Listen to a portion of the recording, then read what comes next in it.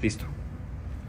Buenos días, mi nombre es Miguel Paredes Serrano, soy patólogo, tengo 22 años de ejercicio profesional como patólogo aquí en el estado de Querétaro y pues prácticamente en la región. Los patólogos nos dedicamos de alguna manera, patología significa estudio de las enfermedades, por lo tanto nos encargamos de estudiar todo el proceso desde antes incluso ya esta parte de la respuesta, desde antes de que se presenten los síntomas, durante, cuáles son los procesos que ocurren dentro de nuestro organismo e incluso en nuestra sociedad y en nuestros núcleos de influencia y de estancia y de permanencia, como también la fase de recuperación, todo el fenómeno biológico y social a la vez, ¿no? Entonces, comentaba hace un rato que todo esto me lleva a pensar y venía pensando en el momento en que yo hice mi juramento como médico, hace ya casi 30 años, por hacer consciente de la gran responsabilidad que tiene uno, ¿no? Y que uno jura en ese momento. Porque aquí percibo una gran responsabilidad, la asumo con toda humildad y con toda seriedad, porque sé que los profesionales de la salud estamos obligados a transmitir la información a la población en general con el fin de que se tomen medidas, ¿no? Y esto me lleva a mis épocas de estudiante, incluso en que nuestro servicio social era ir a las comunidades a decirle a los niños cómo se lavan los dientes, cómo se laven las manos, cuáles son las medidas higiénicas para que las madres de familia, las amas de casa descontaminen sus alimentos y todo eso que para nosotros es muy cotidiano, pero en las comunidades más alejadas de las zonas urbanas es menos común, pues la gente no lo sabe y hay que estar.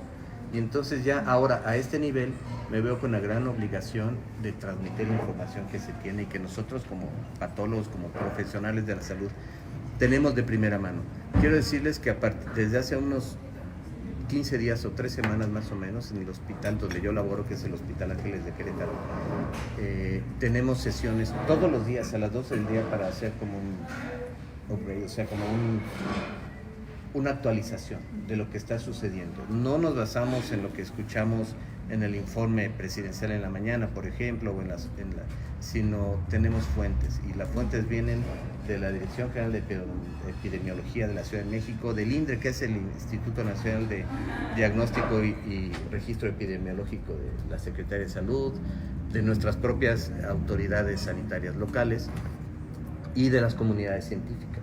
Entonces, día con día, a las 12 del día nos reúnen en el aula y estamos teniendo videoconferencias para estarnos actualizando y tener de primera mano esta información que hoy pues, estamos obligados a transmitir. Con este preámbulo, primero quiero decir qué es el coronavirus. Si bien hay cierta información, lo quiero decir de una manera muy sintetizada, de una manera muy coloquial para que podamos todos tener este concepto, ¿no? Los seres humanos no vivimos solos en el planeta, cohabitamos con infinidad de especies, animales que podemos ver a simple vista, hasta microbios que descubrió Luis Pasteur y aquella gente hace más de 200 años,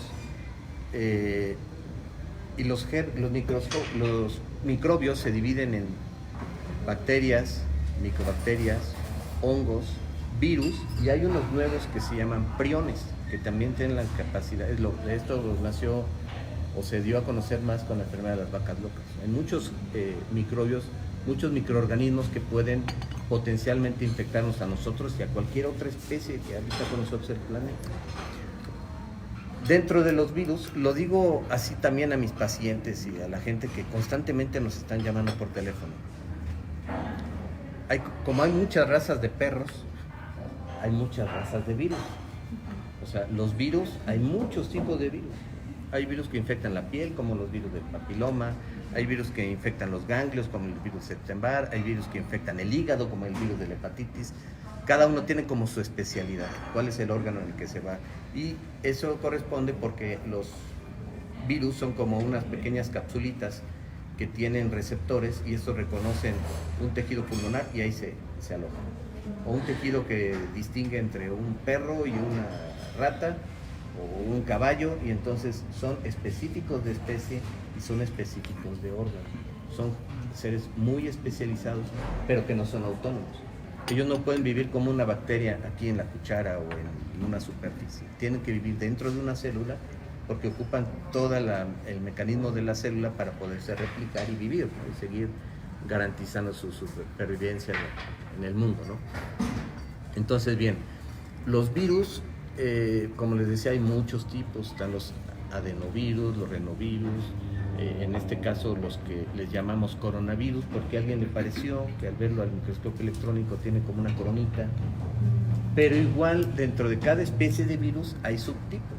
Por ejemplo, a mí me tocó, tuve la dicha de trabajar en México en mi tesis sobre el virus del papiloma, unos años después, quizá 4 o 5 años después de que el doctor Harald Surhausen lo descubriera en 1981 en Alemania. Y en ese laboratorio donde yo trabajaba, hice ahí mi tesis, el virus del papiloma era así como ahorita el coronavirus.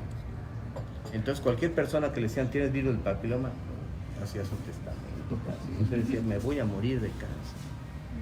Pero se fue descubriendo que hay más de 100 tipos de virus de papiloma y que no todos producen cáncer, que producen desde una verruguita hasta nada incluso, y son las enfermedades subclínicas que las tenemos, las podemos tener, pero no las manifestamos, ¿no? Entonces, igual, así, hay tantos virus de papiloma como razas de perros, por decirlo así. Y el virus del coronavirus es igual. El coronavirus no es un tipo de virus, el coronavirus es una familia de virus que tienen esa forma de una coronita.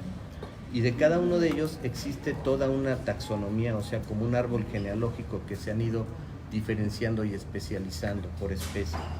Estos virus tienen cientos de años en la Tierra, al menos descubiertos tienen más de 100. Y estos coronavirus generalmente habitan más en especies como los camellos, como las ratas, como los roedores, como los murciélagos. Y otra vez, hay algunos que infectan una especie y otros que infectan otra especie. Pero los virus tienen una capacidad de adaptación. Como no son replicables por sí mismos, tienen que adaptarse.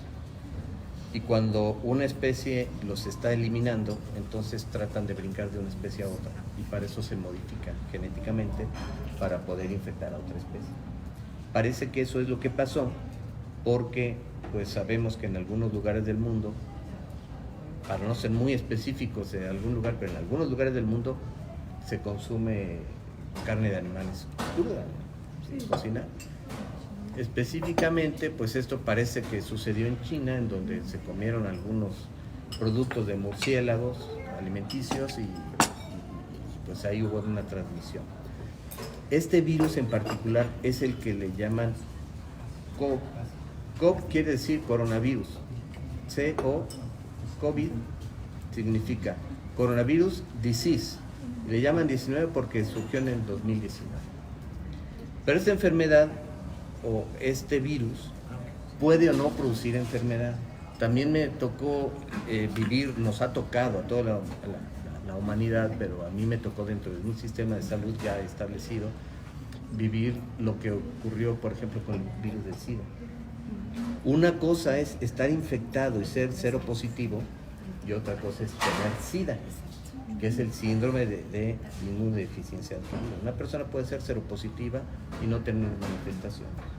No le bajan las defensas, no le da cáncer, no pasa nada. Porque su organismo se convirtió en un reservorio, se convirtió en un huésped, es el término epidemiológico, se convirtió en un huésped en un reservorio donde ese virus vive, decidió vivir, pero no le conviene, también veámoslo así biológicamente, no le conviene matar a ese ser, porque se va a acabar, se va a extinguir junto con él. Entonces, también selecciona la naturaleza en general, toda la biología selecciona en dónde se van a mantener como esos reservorios biológicos para que los virus vivan y persistan, ¿no?, en el mundo. Bueno, hay un término que quiero decirles que es la epidemiología. Epidemiología viene de la palabra epidemia. Los datos epidemiológicos son datos matemáticos, pero que están diseñados a partir de modelos subjetivos que son biológicos y sociales. Lo biológico no se puede predecir, se puede calcular, se puede suponer, pero no se puede predecir. Tenemos una temática. La epidemiología es semi-cuantitativa, digamos, porque además se basa en modelos sociales también. O sea, es un problema biológico y sociológico. Entonces, esto complica más la ecuación. A lo largo de la historia de la humanidad, de la historia, quiere decir, cuando hay registros a la fecha, ha habido muchos tipos de epidemias. Todos recordamos la peste. En la historia se nos ha enseñado cómo acabó con la mitad de la población en Europa, en el medievo aproximadamente. Eso fue una epidemia, porque los métodos de propagación todavía estaban limitados. Ahorita, en el siglo XXI, todas las epidemias que no se pueden contener porque no hay medicamentos o porque no hay vacunas o porque no hay,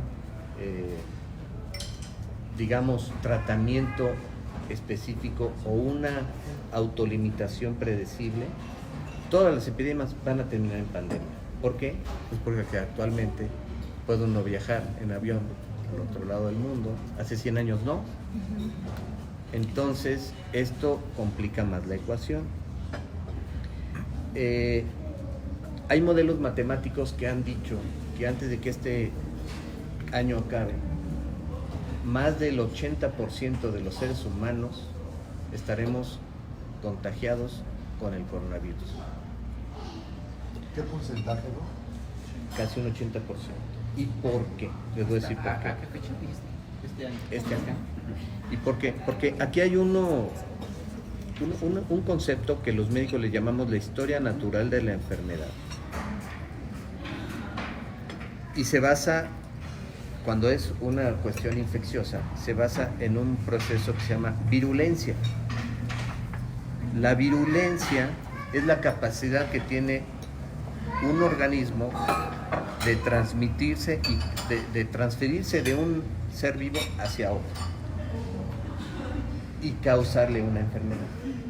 La virulencia viene de los virus, pero bueno, la virulencia también es un término que se aplica a las bacterias, a las amibiasis, por ejemplo, que es un parásito, a la cisticercosis. Entonces hay una medida, ¿no? La virulencia la ponen con puntos, por ejemplo, qué tan alto o qué tan baja es la virulencia de un germen, lo han medido, y la virulencia del COVID-19 es altísima, es de las más altas que se han registrado. Quiere decir que la facilidad de contagiarse es muy alta, a pesar de que se transmite a través de microgotas. Digamos, la lógica en un principio, cuando comenzó todo esto, aún yo en lo personal decía, puede que no sea tan contagioso porque se transmite a través de unas gotas. Las gotas que uno exhala al hablar, al estornudar o simplemente al estar expirando en la respiración natural, son tres tipos de gotas: las microgotas, las gotas de tamaño medio y las gotas grandes. Si un germen vive en una gota grande, entonces cae a menos de medio metro. Si un germen está en una gota mediana, puede estar unos segundos, casi un minuto, suspendido en el aire, pero su propio peso cae. Pero hay gotas muy pequeñitas que se pueden quedar en el ambiente como un aerosol. Las gotas grandes son como, por ejemplo, la pintura en aerosol. Yo podría pintar la pared si me pongo a 30 centímetros, pero si me pongo a 2 metros, no la voy a poder pintar. Que no llega. Insecticidas, ¿no? Sí. Se dispersa. Bueno, se entendió que el virus, del coronavirus, está en las gotas intermedias, que quedan suspendidas, pero no pueden llegar a una distancia más allá de 1,5 metros a 2 metros. O sea que si uno está suficientemente lejos de una persona, quizá en aquella mesa hay una persona, pues no me va a contagiar. Sin embargo, de que estornude. exactamente, a través de la vía aérea. Sin embargo, yo di clase en una escuela de odontología, fue muy interesante un ejercicio que hicimos. Y el ejercicio consistió en ponernos colorante en la boca. Todos los alumnos y el maestro y todos pusimos colorante en la boca. Y dijimos, vamos a hacer una clase completamente normal. Y al final evaluamos y todo estaba pintado. ¿Cómo? Sí, estaba pintado la pluma, la mesa, el pizarrón, la pared, nuestra ropa. ¿Por qué? Porque uno se toca la boca, uno se toca la cara. Entonces, el principal método de transmisión no es el aire, es la saliva. Sí. Por eso es que hemos insistido tanto en que hay que lavarse las manos. Eso se llaman medidas universales y debería ser lo básico. Y por eso les comentaba en un principio, me regreso a mis épocas incluso de estudiante de medicina, íbamos a las comunidades y decir, lo más importante de todo, no compres cloro, ni compres Lysol, ni compres cosas, lávatelas, nada más, cómprate tu jaboncito. Yo pensé que se iba a acabar más rápido el jabón que el papel sanitario, se acabó el papel. Entonces, jabón, a lavarse las manos, a no estarse tocando unos con otros, creo que son buenas medidas. Bueno, les decía sobre el fenómeno social. Una epidemia termina en pandemia, definitivamente, en el mundo. Ante un virus que es muy infeccioso y muy virulento, aunque tenga baja mortalidad, el contacto que vamos a tener es predecible e inevitable. Todos lo vamos a tener. Entonces, va parte de tu pregunta, Sergio, que decías, bueno, entonces, ¿por qué tanta insistencia? El objetivo de las medidas de contención no consisten en evitar el contagio, sino en retrasarlo.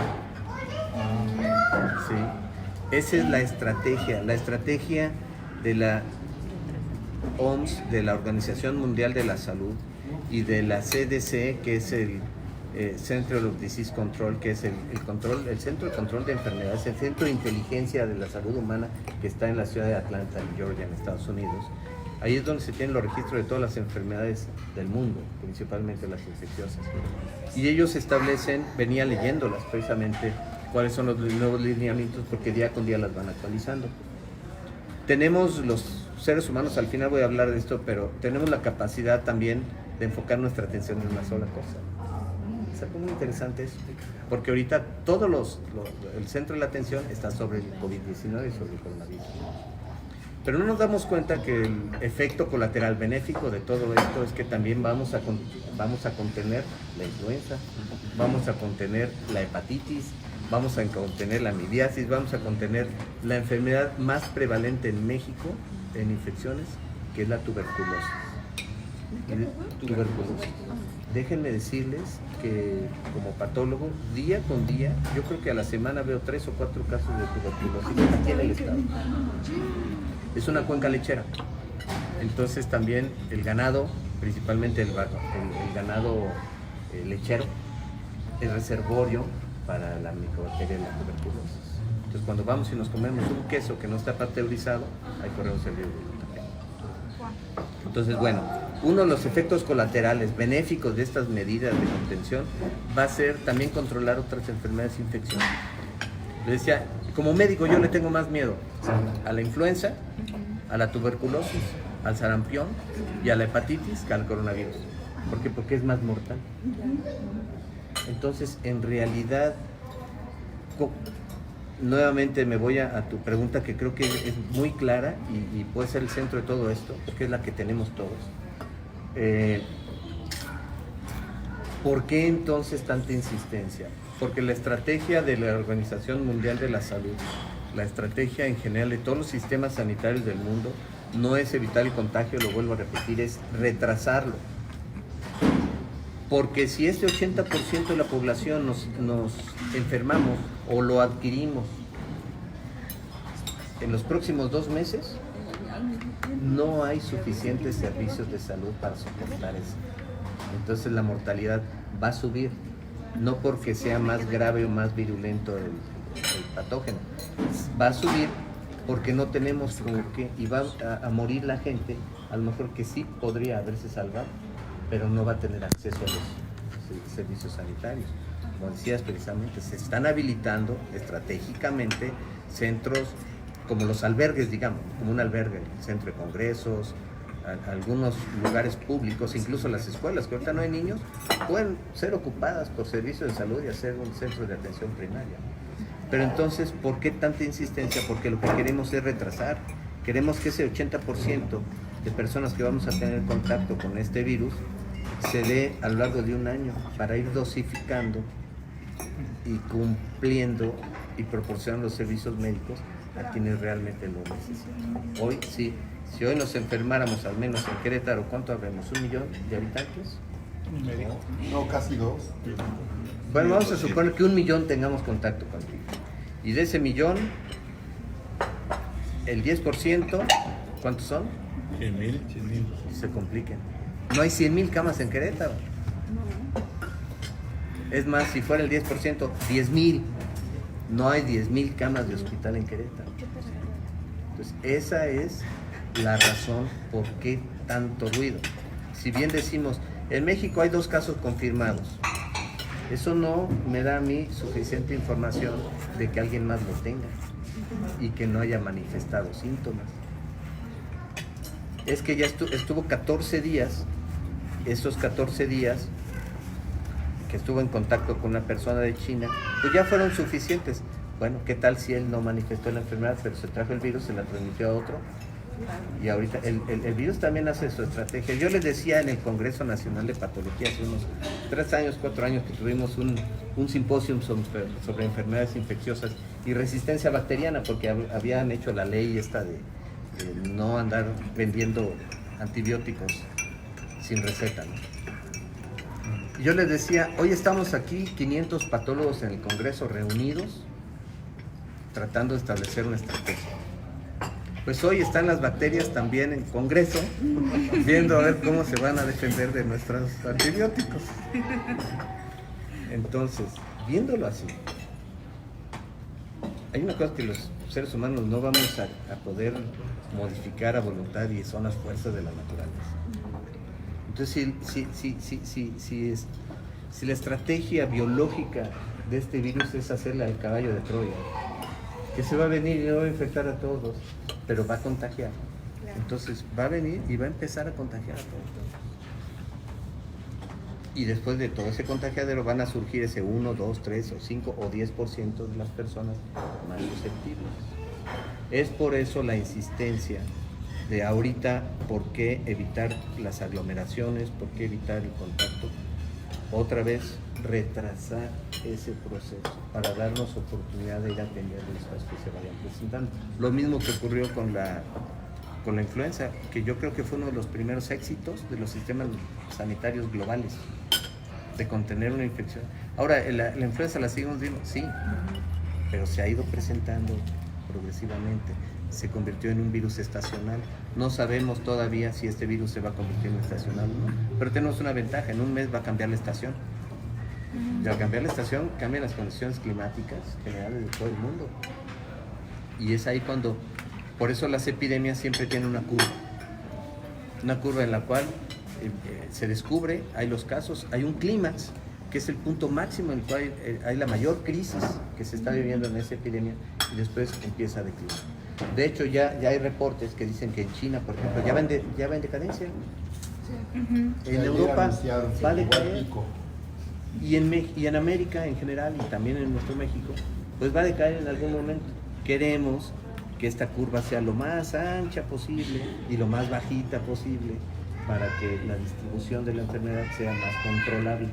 Ese decaimiento, Doc, ¿a qué se refieren? ¿A que ya no hay... A que los casos... ya no se infectan las personas? A que los casos se están conteniendo, y también, como decía el pastor Abel, porque ya la gente empieza a tener defensas, inmunidad.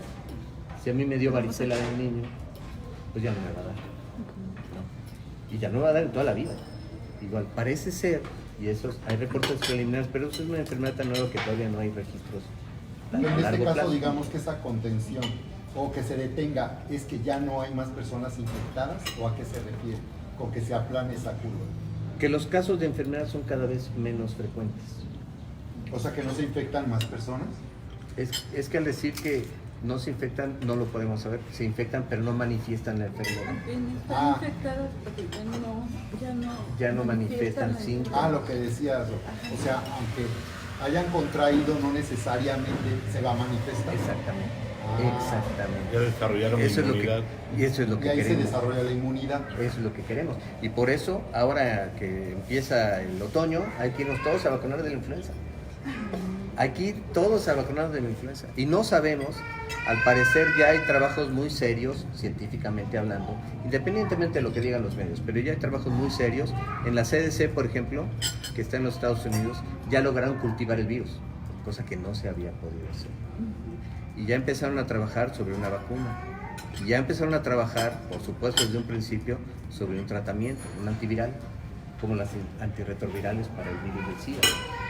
Entonces yo estoy seguro que si la población mundial hacemos caso de todas estas medidas en los próximos meses, a corto plazo, y después vamos, ahora sí, soltando un poco, el efecto va a ser muy bueno, porque nos vamos a dar la oportunidad de bajar la mortalidad a nivel mundial, vamos a dar la oportunidad de que la población en general creemos defensas suficientes contra la enfermedad, y vamos a dar tiempo para que los sistemas sanitarios desarrollen una vacuna y un tratamiento que para el próximo año nos pueda proteger.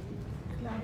Así como actualmente la epidemia se convierte en pandemia muy rápido, también los esfuerzos de tanta gente y de tantos laboratorios y tantos recursos para contener una enfermedad se tienen que hacer notar.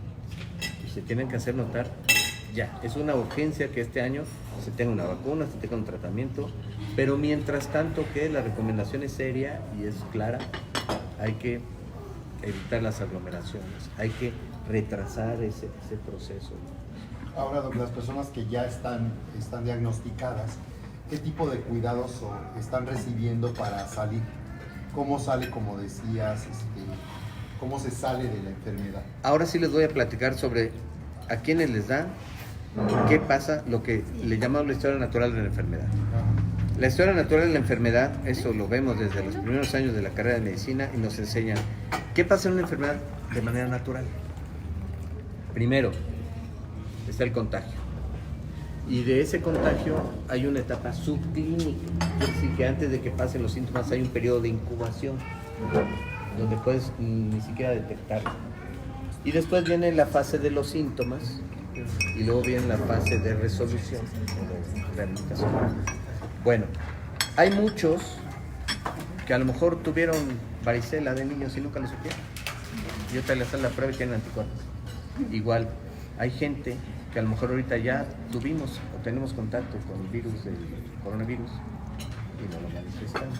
Quiénes sí y quiénes no, son muy claras también las recomendaciones que ya dieron a nivel oficial y científicamente probado. Uno, la gente más susceptible son los diabéticos, los hipertensos, la gente con cardiopatías, quiere decir que han tenido enfermedades del corazón, principalmente infartos, miocardiopatías, insuficiencia cardíaca o cosas ya de una manera crónica, ¿no?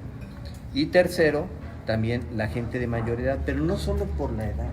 Si es de mayor edad, pero no es diabético, no es hipertenso, no es cardiópata, ni tampoco neumópata, tampoco tiene tanto riesgo.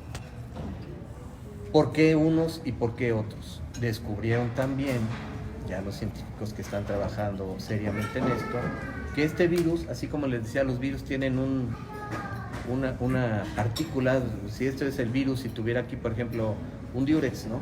Este diurex se pega específicamente a una parte de nuestro organismo. Ese receptor específico de especie, específico de tejido y específico de molécula se une exactamente en los pulmones en un receptor que se llama ECA, enzima convertidora de la angiotensina. Es una enzima que vive en nuestros pulmones, en los riñones y en los vasos sanguíneos. Lo más interesante es que el tratamiento más comúnmente aceptado para la hipertensión arterial hoy son medicamentos que alteran la enzima convertidora de angiotensina. Eso explica por qué la gente que es hipertensa, que tiene la presión alta y toma medicamentos de estos que les llamamos, les voy a decir unos nombres comerciales para que lo sepan y sepan quién de la casa o de la familia los está consumiendo. Los sartán, ¿lo han escuchado? Sí. Todos los que se terminan en sartán, ¿sí? En los sartanes, todos, ¿no? Otros, los que terminan en pril, como el captopril, el enalapril, el lisinopril, y todos estos medicamentos hacen a una persona más susceptible no solamente de contagiarse, sino de desarrollar la enfermedad grave. Por eso tenemos en casa a una persona con hipertensión y que tome losartán, que tome captopril o que tome algún medicamento de estos relacionados, que está en riesgo no solamente de contagiarse, sino de agravarse en caso de contagio. Segundo, los diabéticos. ¿Y por qué? Porque los diabéticos también expresan con mayor intensidad, digamos, expresan esta molécula dentro de sus pulmones. Los cardiópatas y los que tienen ya una enfermedad pulmonar, por ejemplo, quienes fueron fumadores de muchos años, tienen enfisema pulmonar, o la gente que tuvo tuberculosis y después de su tratamiento y su recuperación le quedó como una cicatriz interna en los pulmones y hace que su capacidad pulmonar vital sea un porcentaje menor a lo normal. Las personas que han sufrido neumonía también. Las neumonías generalmente se resuelven al 100%. Solamente las neumonías, por ejemplo, por tuberculosis o por hongos, sí dejan cicatrices internas. Pero en una neumonía común, que se trató con penicilina a tiempo y todo, generalmente se resuelven y no dejan rastro o no dejan suficiente disminución de la reserva respiratoria. Entonces, ¿por qué hay que proteger específicamente a los diabéticos, a la gente con hipertensión y la gente en la familia o de la comunidad que tenga enfermedades de los pulmones? No para que no se infecten, sí, para que no se infecten, pero porque ellos son los más susceptibles de desarrollar enfermedades graves. A lo mejor, si no tenemos ninguna de estas condiciones, si tenemos una salud en general buena, aceptable, un estado nutricional adecuado, un estado inmunológico adecuado, un estado en general físico que nos permite pues, desempeñar actividades básicas y además cierto nivel de ejercicio y de esfuerzo físico, pues a lo mejor sí podemos contagiarnos, pero no necesariamente vamos a desarrollar la enfermedad. Vamos a ser portadores o hay tres caminos. Uno, nos hacemos portadores, pero no hacemos inmunidad. Dos, nos hacemos portadores y desarrollamos anticuerpos que van a eliminar ese virus que vive en mi cuerpo y no lo voy ni a transmitir ni a presentar. Caso, por ejemplo, la hepatitis. Yo tuve hepatitis de niño, mis anticuerpos lo inactivaron y ya no tengo. Yo puedo ir a donar sangre. ¿Por qué? Si es hepatitis A.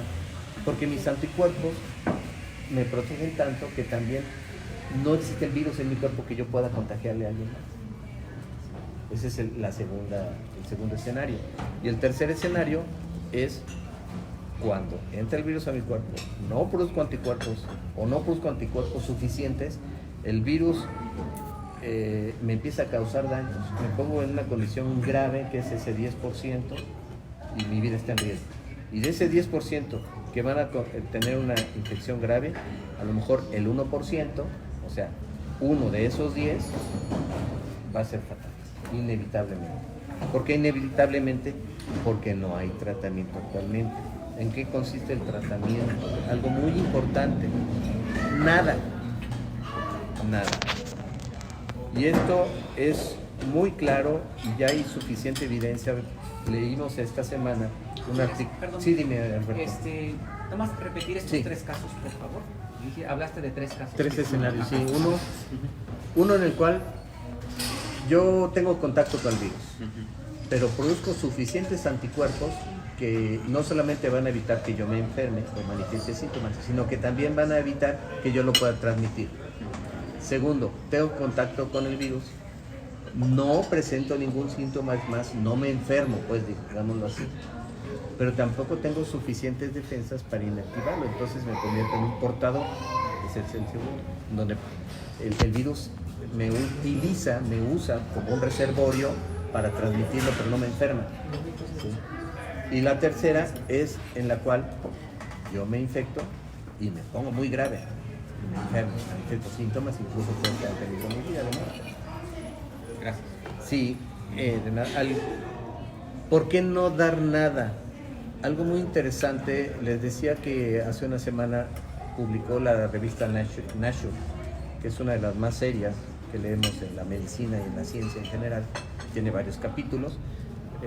La revista Nature, en su capítulo de salud pública, publicó hace una semana un artículo en donde dice que la gente que tomó ibuprofeno son los que se murieron. Entonces hicieron un estudio epidemiológico, empezaron a ver, y resulta que cuando tienes fiebre y te tomas un ibuprofeno y la fiebre es ocasionada por un coronavirus, vas a prender más estos receptores dentro de tu organismo y vas a hacer que la enfermedad se agrave. Entonces, por lo pronto, si bien van a dar algo a alguien de fiebre y que sospechemos de una infección por coronavirus, denle paracetamol. Sí. O vámonos, los dos medicamentos más inocuos que existen como los antiinflamatorios es el paracetamol y la aspirina. Es mejor tomar aspirina, es mejor tomar paracetamol que algunos otros tipos de antiinflamatorios como el ibuprofeno, como el nimesulide, como algunos otros. Naproxen se puede utilizar, sí. Pero específicamente ibuprofeno, que es el Motrin, y hay otros nombres comerciales, no darlos. ¿Por qué? Porque puede agravar la enfermedad.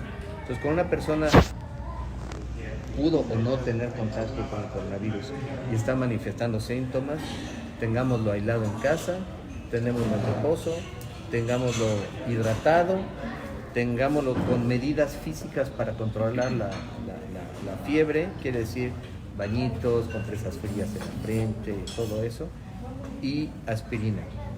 ¿Tomar bebidas calientes ayuda? Sí. Hacer nebulizaciones con vapor caliente sí ayuda. Pero una vez que el virus está dentro de nuestros pulmones, pues solo va a ayudar nuestra propia defensa. Por eso, la mejor medicina del mundo es la medicina preventiva. Por eso ahorita son estas medidas, porque la prevención va a evitar las complicaciones. Ningún medicamento hasta el momento. Entonces, si prevenimos la enfermedad lavándonos las manos, evitando las aglomeraciones, aislando a las personas sospechosas que tengan o no síntomas, dándoles medicamentos únicamente como paracetamol, aspirina. Antihistamínicos, sí se pueden dar antihistamínicos. Para la tos también se pueden dar, todo eso. Nada más no usar ibuprofeno específico. Y antibióticos, pues tampoco, a menos que esté justificado, porque los antibióticos pueden mermar la inmunidad. Los antibióticos afectan la flora intestinal y la flora intestinal tiene un papel muy importante en la regulación de nuestro sistema inmunológico. Nuevamente voy a concluir esta intervención diciendo lo que desde un principio y por muchas décadas sabemos: hay que lavarnos las manos en todo momento, hay que alimentarnos sanamente, hay que comer frutas y verduras, hay que evitar estar con extraños, hay que evitar las aglomeraciones, hay que evitar ponernos en riesgo de cualquier otro tipo, de cualquier tipo. Y hay que llevar una vida prudente y libre de riesgos en general e higiénica. Yo creo que con eso es reproducirlo. ¿Qué nos ha enseñado el COVID? Lo que ya sabíamos, pero nos vino a recordar de una manera muy enérgica. Hay que lavarnos las manos. Aun cuando esto se contenga, como les decía, vamos a contener otras enfermedades. Ahorita estamos enfocados con el COVID, pero hay muchos otros riesgos. Les decía, a mí me preocupa más la tuberculosis, el sarampión. El sarampión es terrible porque su mortalidad es del 30%. 3 niños les da sarampión y uno se muere. Y no tenemos aquí en el Hospital del Niño y la Mujer, tenemos niños con sarampión. ¿Y saben por qué? Porque ahora la moda es que las mamás no quieren vacunar a sus hijos. También eso nos vino a enseñar y a evitar el COVID. Perdón, me decías. También no hay vacunas en varios centros de salud, no hay vacunas para la triple viral. Bueno, ahí sí sea cuestión de hablar con las autoridades sanitarias y ver en dónde se tienen, pero sí debe haber una campaña masiva para el sarampión. Incluso los adultos nos tenemos que volver a vacunar. Sí. A eso iba mi pregunta, que si no se supone que estos amenazas de salud pública no estaban ya controladas y superadas, el sarampión. Estaban controladas, pero llegaron modas. Y de pronto las mamás dijeron, no. Entonces estos nuevos papás que piensan que no necesitan vacunar a sus hijos, digamos que es otra generación de niños que están vulnerables porque La no fueron polio, vacunados, ¿no? la polio, cuya vacuna descubrió un mexicano, el doctor Sabe, ya debería estar erradicada. Pero hay casos nuevamente. ¿Y estos papás de dónde pensaban que no era necesario? ¿Por qué hay esta idea?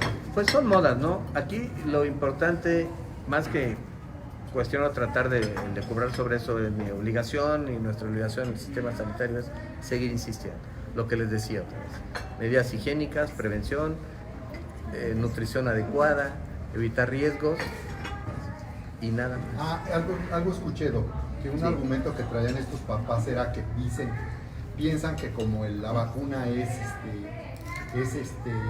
meter ¿cómo le llaman? El virus. El virus al cuerpo, ellos suponían que eso ponía mayor riesgo a sus niños. Sí, pero no es un riesgo, es un virus inactivo.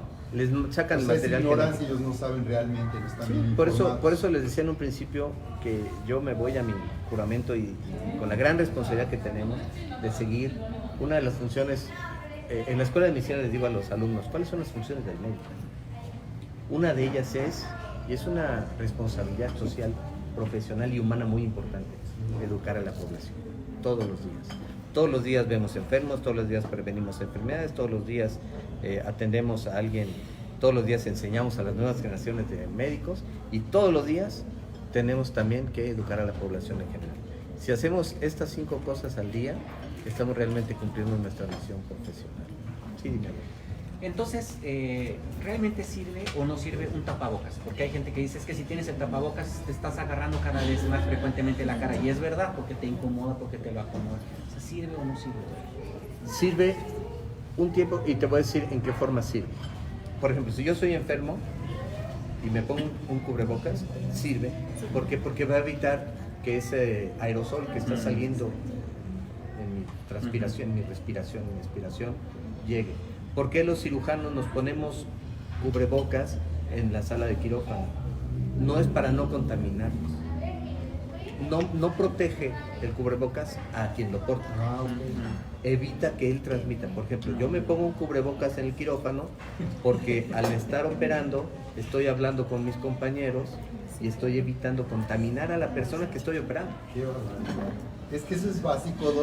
Sí. Pero yo he visto que la gente usa cubrebocas porque piensa que le va a proteger de otras personas. ¿No? Está protegiendo al de al lado. Entonces, si vamos a visitar a la abuelita, al abuelito de la familia y que es hipertenso y que es diabético, yo no sé si tenga o no, pues yo me pongo mi cubrebocas. Por eso vean en los hospitales, cuando hay una persona en aislamiento, en la puerta tienen cubrebocas y el paciente no tiene cubrebocas. ¿Se han fijado? Sí, es cierto, es cierto. Entonces la enfermera se pone el cubrebocas y entra. La que hace el aseo se pone el cubrebocas y entra. En la visita se pone el cubrebocas y entra para proteger a la persona. Pero quien está enfermo no usa cubrebocas. Entonces, aunque traigas cubrebocas, si tienes esa cercanía con alguien enfermo, sí te puede infectar. Sí, claro. Por supuesto. Es Entonces, que es increíble. algo muy interesante. Yo hace 4 años que empecé a reflexionar sobre algunas cosas y después de 25 años de ser médico me metí a estudiar mi carrera de nutrición y ahora soy nutriólogo porque entendí, aún como patólogo, que el problema está antes. Pero Doc, esto que estamos diciendo es la gente usa cubrebocas creyendo que se protege de las demás personas. Bueno, pero ya quedó claro, ¿no? O sea, No, aquí sí, es que estamos veo que protegiendo hay una el no falta de transmitirlo. orientación al respecto. Es que veo que es un tema básico de salud pública. Fomentar en no su... estamos informados. Así como yo siento esa gran responsabilidad, aquí ustedes como pastores también tienen una responsabilidad muy importante con las familias, ¿no? Y es volver a decirles, vámonos a la prevención, alimentar a los niños, ya no darles a los niños tanta chatarra, a los niños hay que darles frutas. De niños le pegamos a la piñata y salían frutas y ahora salen caramelos, que nos tienen enfermos a los niños con diabetes, una serie de cosas, resistencia a la insulina. Hay que vitaminarnos, sí, definitivamente, no tengo ninguna duda, hay que tomar suplementos vitamínicos. El doctor Linus Pauling es el único ser humano que ha ganado 2 veces un premio Nobel. Y uno de ellos fue por desarrollar la medicina ortomolecular, que quiere decir, él decía, todas las enfermedades del mundo son deficiencias nutricionales. Y tenía razón, según yo creo. Doctor, decía Hipócrates, tu alimento sea tu medicina. ¿Qué alimentos son los más recomendables para elevar tu sistema inmunológico? Primero, todos los vegetales y un buen porcentaje de ellos crudos, por supuesto desinfectados. ¿Por qué? Porque cuando tú comes vegetales, por ejemplo, o crudos principalmente, pero también cocidos pueden ser. Pero el cocido vas a aprovechar la fibra, pero no todos los nutrientes, las enzimas, los minerales. Yo lo digo de esta manera y suena un poquito poético, pero por ahí lo leí. Decía, las plantas nos ofrecen la energía del sol, los minerales de la tierra, el aire, la frescura del aire y la vida del agua. Entonces, todo eso se concentra en Las plantas. reino vegetal para proporcionarlo, ¿no? Ahí están las vitaminas, ahí están los minerales. Los minerales no vienen en la leche fortificada. Los minerales vienen porque las raíces de las plantas están tomando los minerales del suelo, te lo están ofreciendo. La vitamina C, la vitamina, pero también hay que comer alimentos de origen animal. Sí. ¿Por qué? Por ejemplo, el reino vegetal no produce vitamina B12, pero la carne sí la tiene. Entonces las carnes, o sea, nuevamente nos vamos a lo básico, una alimentación balanceada, equilibrada, donde consuman suficientes vegetales, legumbres, hortalizas, frutas también, y frutas mejor de temporada. De temporada. Donde consumas productos de animales, sí, carne, huevo, leche, todo esto, definitivamente, pero equilibrado. Yo creo que si en eso fomentamos a los niños, a las nuevas generaciones, y el ejercicio, ¿sí? Hacer un ladito en los aparatos electrónicos y a salir con los niños o meterlos en un club de fútbol, de natación, de karate, de alguna disciplina deportiva, porque eso decían desde los griegos, ¿no? Cuerpo sano, mente sana y cuerpo sano. O sea, hay que tener una salud integral. Si la estrategia es retrasar la Sí. contaminación, Sí. el contagio, ¿cuándo conviene aplicar el aislamiento? ¿Ahorita o dentro de un mes cuando ya haya más gente? Bueno, el aislamiento, técnicamente, no, si este es el sentido, a ver, lo voy a decir. El aislamiento es una persona en particular, tenerla separada. No me refiero a la recomendación la de que- dispersión, pues ya es de ahorita. Esa es la recomendación y es la recomendación de las autoridades a nivel mundial, de la OMS, de la CDC y de los organismos internacionales más serios. Es desde ahorita evitar, por eso cerraron las escuelas, por eso los partidos de fútbol se transmiten en la televisión, por eso se evitaron los conciertos, por eso cerraron Disneylandia, que solamente 3 veces en la historia lo han cerrado. Por eso.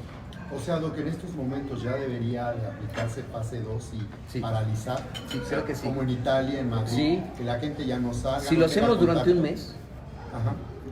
vamos a bajar muchísimo esa curva. Si lo hacemos durante un mes. Porque en un mes ya estamos en otra estación. En un mes ya la epidemia ya vino en declive y van a quedar únicamente los casos esporádicos aislados, así que llamamos. Entonces creo que ahorita sí es cuando ya se debe de implementar. Es muy claro lo que dijo, por ejemplo, el presidente hoy en la mañana, pero yo me iría ya más allá. Sí hay que, porque es nuestra obligación como profesionales de la salud. Sí, lo que está transmitirlo. entrando aquí es una coyuntura muy desfavorable por lo que está pasando en la economía mundial.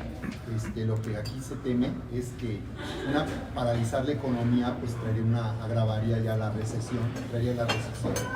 Pues como que un criterio que se está tomando es ese, ¿no? Que ahorita paralizar la actividad podría ser, el petróleo volvió a caer otra vez, el precio del petróleo. Intensificar las medidas de prevención. Claro. El lavado de manos. ¿Puedo hacerte una pregunta sobre la enfermedad? Sí, claro. Bueno, hay un tiempo de vida en cada enfermedad, pero a partir de que la persona se contagia y que empieza con los síntomas, ¿cuánto tiempo dura estando enfermo? Hasta una semana, en general, como cualquier otro virus respiratorio. Como Una semana, y si en una semana se resolvió, se resolvió. No se va a agravar más. Ah, Y es la etapa contagiosa también. Después de eso, ni contagia ni se agrava. Es como una gripa. Exactamente, es un virus respiratorio, pero con la posibilidad No dura de agravar. 2 meses. No, Ok. una semana y declina. A Entonces, menos que sean las doctor, complicadas. Sí, en nuestras iglesias sí, tenemos gente de la tercera edad que seguramente son hipertensos, algunos diabéticos.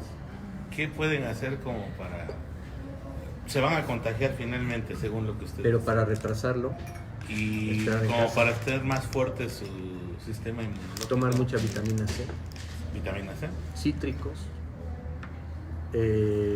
tener un buen control metabólico, quiere decir, si eres diabético, pues sé muy estricto con tu medicación, sé muy estricto con tu dieta, sé muy estricto con tus medidas en general, para que tu glucosa siempre esté en niveles normales. O sea, ¿Y los contrólate más que hipertensos? antes. Por eso les digo, los efectos benéficos colaterales van a ser muchos. Los diabéticos van a controlar más, los hipertensos van a cambiar de medicamentos, se van a controlar más, se van a contener muchas otras enfermedades. Creo que sí, ahorita, en serio. Ahora, ayer yo tuve la oportunidad de ir a una graduación, una titulación de una sobrinita mía. Igual fue un evento protocolario casi virtual, de 4 gentes en la sala, la directora, 2 sinodales y se acabó. Pero decíamos a las nuevas generaciones, había chicos ahí en la universidad que ya hoy cerraron, y decíamos, afortunadamente estamos en otra era.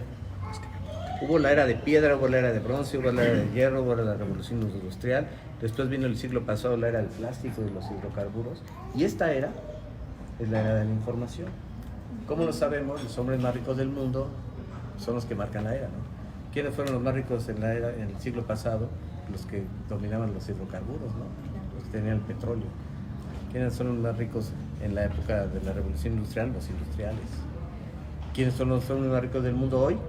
Los que trabajan la tecnología de la información. Si me dicen 5, los más ricos. Entonces, estamos en una nueva era. La nueva era de la información nos permite lo que estamos haciendo ahorita. Transmitirnos, ampliar nuestra cobertura. A lo mejor nuestra cobertura es mayor todavía. Yo estoy dando clases en la Universidad de Anáhuac y a partir de ayer tuvimos nuestras primeras clases en línea. De pronto empecé a ver que tenía más audiencia que si tenía mis 30 alumnitos en la clase, y tenía 45 conectados. Se conectaron otros. Entonces, pues tenemos que entender que también esta es otra era en donde nuestra capacidad, nuestro círculo de influencia, nuestra área de influencia puede todavía penetrar más a través de los medios de comunicación. En cuanto a la vitamina C, ¿es mejor estas cápsulas de vitamina C o cítricos y en forma natural? Ambas. Porque la vitamina C, como la vitamina D, existen muchas isoformas. Quiere decir que está presente en la naturaleza en muchas presentaciones. Bueno, el pleonasmo. Pero, por ejemplo, la vitamina C, que es el ácido ascórbico, que es el único que podemos cristalizar y vender, como el Redoxon y como estas tabletas, es una forma. Pero los cítricos tienen más de 4 o 5 formas de la vitamina C que se encuentran en manera natural y que no hemos podido todavía sintetizar para hacerlas comerciales. Entonces, por eso tienen que tomarse las dos. La vitamina D también es recomendable. Ah, sí, la vitamina Tipo D. la derogil, estos... Sí, la vitamina D es uno de los que tienen la suficiente evidencia de que es una de las vitaminas que tenemos que tomar toda la vida. Sí, así como el hierro, como el calcio y como algunos otros elementos. ¿Alguna Sí, marca en especial, presentación en especial de vitaminas o complementos? Hay muchos tipos, ¿no? Pero creo que todas las que son de autoservicio, por ejemplo, estoy hablando del Biometrics, del Centrum y todas estas, cumplen ya con las especificaciones, los requerimientos mínimos y la mezcla adecuada. Entonces, si un multivitamínico de los que venden comercialmente en cualquier tienda de autoservicio o farmacia, hay que comprarlos y consumirlos en familia. Una tableta al día es más que suficiente, generalmente ya están equilibrados. Pero hay algunas vitaminas que no se toman en tableta, por ejemplo el complejo B. El complejo B es mejor inyectado. Sí, Alberto, perdón. ¿Cuánto tiempo puede durar una persona sin síntomas y que ya adquirió el virus? Puede ser desde 14 días que es el periodo de incubación, hasta toda la vida. En 14 días, que es el periodo de incubación, la persona se define, vamos a decirlo de esta manera. Nunca sabemos cuándo se infectó, pero bueno, en un modelo hipotético. Tiene contacto hoy, si en 14 días no manifestaste la enfermedad, es porque prácticamente ya lo superaste, porque pasaste el periodo de incubación. O en 14 días puedes ya empezar a manifestar los síntomas. Y como platicamos, en una semana, como hacíamos con Magali, vuelven a declinar hasta las condiciones normales, previas, o agravarse. Son las situaciones posibles. Muy bien. Doctor, solamente un punto muy importante que hablabas acerca de esta nueva moda que algunos papás jóvenes, sobre todo millennials, han adquirido acerca de que tienen miedo a las vacunas o no confían en las vacunas y no creen en Luis Pasteur y todo ese tipo de pensamiento y ideología.